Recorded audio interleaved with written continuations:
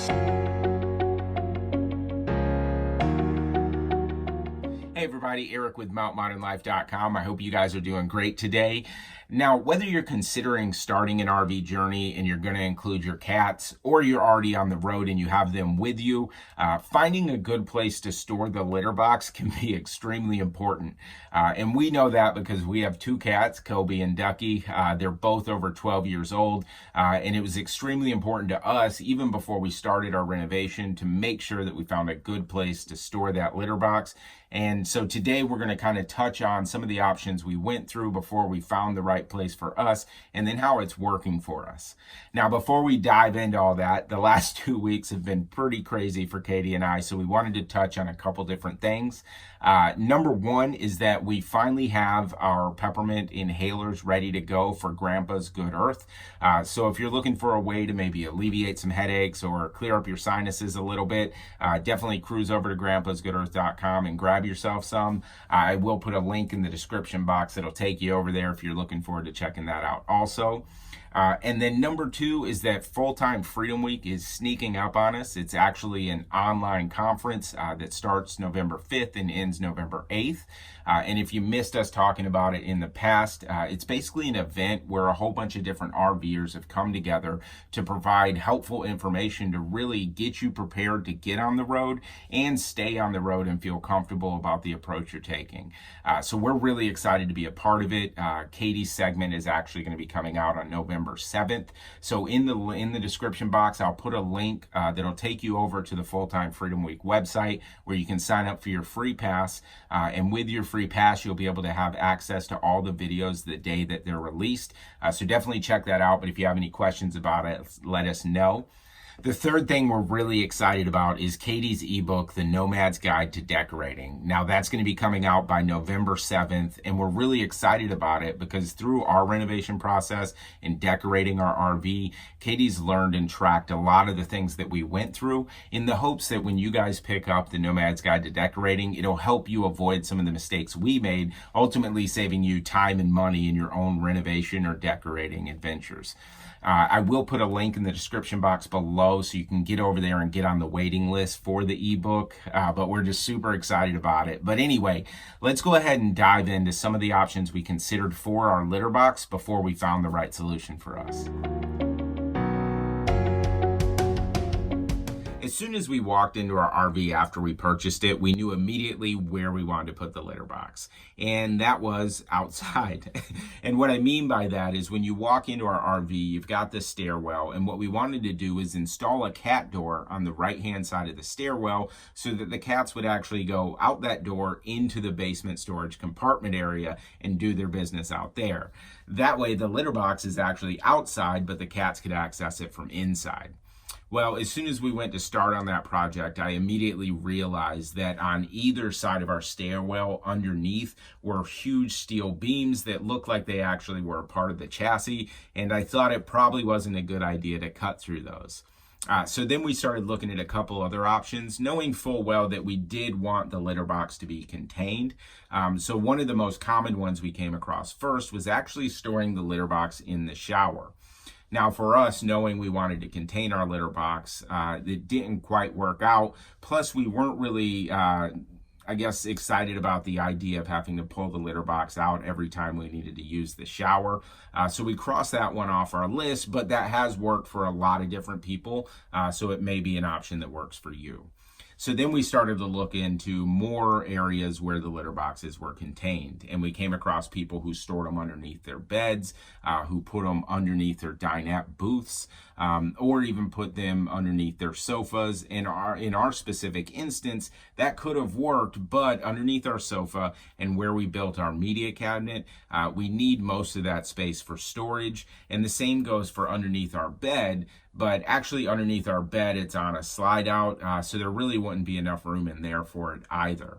So anyway, after kind of looking through all of those ideas and realizing what we wanted to do, we decided we were going to actually build it into our linen closet. Now, the problem was it was time to hit the road, so we needed something to hold us over, and what we actually ended up doing was storing the litter box for the meantime in front of the passenger seat of the RV. Now, it worked all right because the cats were able to use it, but it wasn't so exciting because it wasn't contained. So there was a bit of litter getting around. And at the same time, it was very difficult to remove so that we could clean it and things like that. So while it worked for a holdover, it didn't work for long term. So let's go ahead and open up the linen closet and show you what we did. So here we are, we've got our linen closet door open, and as you can see, it's nothing super fancy, but it does work really well for us. Over here is our actual cat door where the cats can go in and out from the bedroom. And then we have a container up here that holds bags so that we're easily able to clean the litter box. Back here, actually attached to it, is our scooper.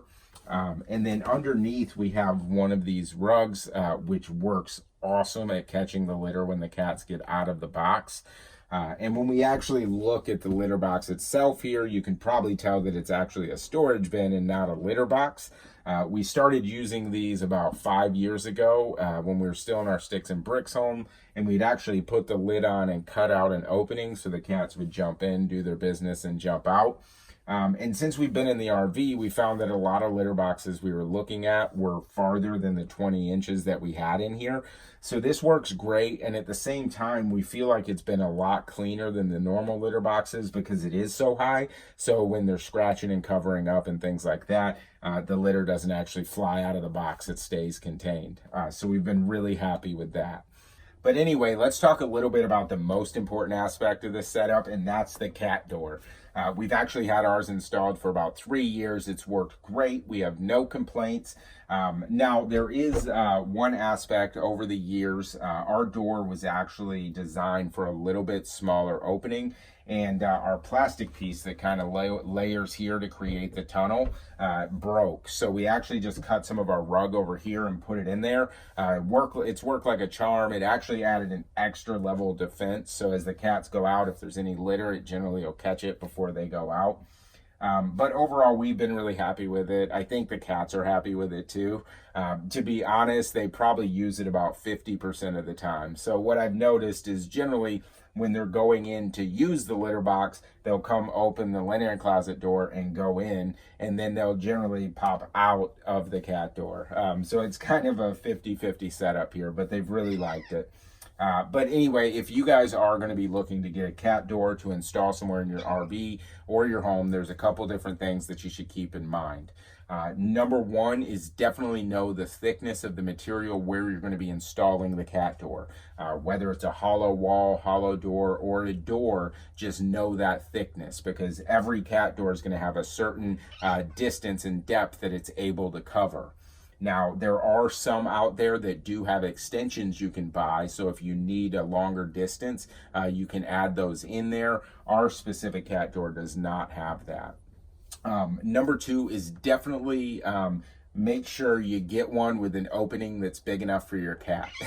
So as Katie and I were searching around, we were finding that most of the cat doors we were finding were actually designed for smaller cats. And I'm not going to lie, Kobe and Ducky have always been larger cats. Our door's actually called the Big Cat. So it works out perfectly. They fit great, but just something to keep in mind. And then the last thing to keep in mind is if you are going to be installing it in a hollow wall or a hollow door, you may want to grab a cat door that actually has the tunnel that attaches both sides. Generally, when that happens, it is a harder plastic and it can create kind of a tighter situation for the cat door. So just something to keep in mind. But anyway, that about wraps it up for that. We're going to go ahead and dive into why we think our setup has worked so great for us over the years. And apparently Ducky's going to the bathroom right now. Let's see if he exits out the cat door.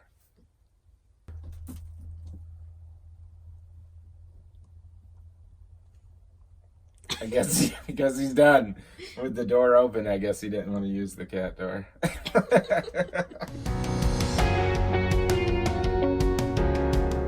So it's getting a bit dark in here, so I'm going to go ahead and turn on the light. But when we first went ahead and decided to put the litter box and the whole setup here, we were a little nervous, primarily because our bed is literally right on the other side of this wall. And thinking about the cats doing their business here so close to where we sleep made us a little nervous that we were going to be smelling it all the time.